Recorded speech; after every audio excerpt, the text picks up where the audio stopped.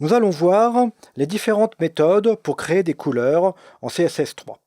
Alors nous en avons déjà vu quelques-unes, nous allons vous les rappeler, mais nous allons voir certainement d'autres.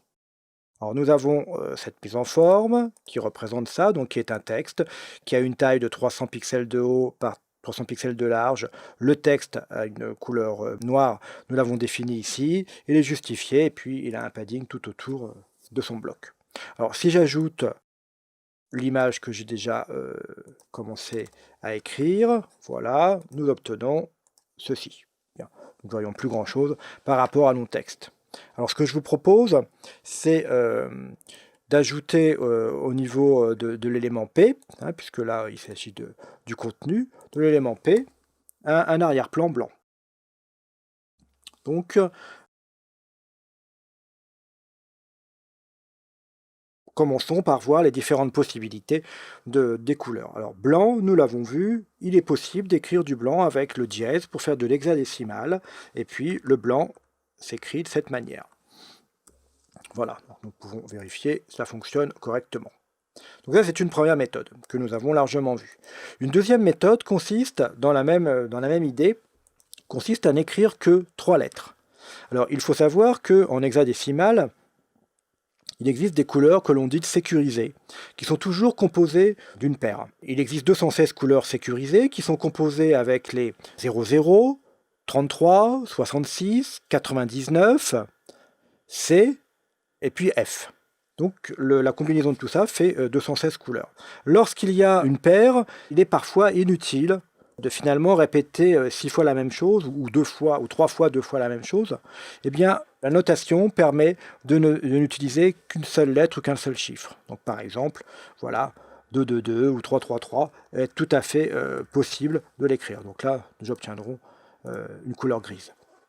Donc ça, c'est une autre méthode qui simplifie un tout petit peu l'hexadécimal. Deuxième méthode consiste à écrire le mot en anglais. Nous l'avons également vu, white, grey, etc. Je l'ai largement utilisé. Troisième méthode consiste à utiliser une notation que vous connaissez peut-être déjà pour vous qui êtes utilisateur de Photoshop et d'Illustrator, c'est le RGB. Le RGB, on va donc donner des couleurs qui vont s'étendre entre 0 et 255. Donc par exemple, pour du blanc, 255 et puis 255. Donc là, c'est facile. Vous pouvez également récupérer cette couleur depuis le sélecteur de couleurs de Photoshop ou tout autre sélecteur de couleurs dans Illustrator ou le nuancier, et vous obtenez ainsi différentes couleurs. C'est tout à fait possible et ça ne pose pas de problème.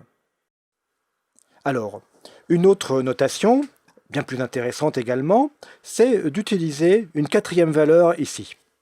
La quatrième valeur va représenter finalement la couche alpha. Alors je vais mettre l'ensemble en blanc, 255, virgule, et là on inscrit 0,5 par exemple pour faire une opacité de 50%. Mais juste à gauche là, je dois ajouter un petit a qui signifie que la notation c'est du rouge, du vert, du bleu et la couche alpha pour la quatrième valeur. J'enregistre et nous regardons. Voilà, nous avons bien une couche alpha. Donc vous allez pouvoir ainsi travailler la transparence des éléments grâce à cette couche alpha. Alors là, attention, la transparence des couleurs, hein, pas forcément pour l'instant de la transparence des éléments. Mais la chose est quand même relativement intéressante pour pouvoir être exploitée largement dans les différentes mises en œuvre, mises en forme que vous allez pouvoir réaliser.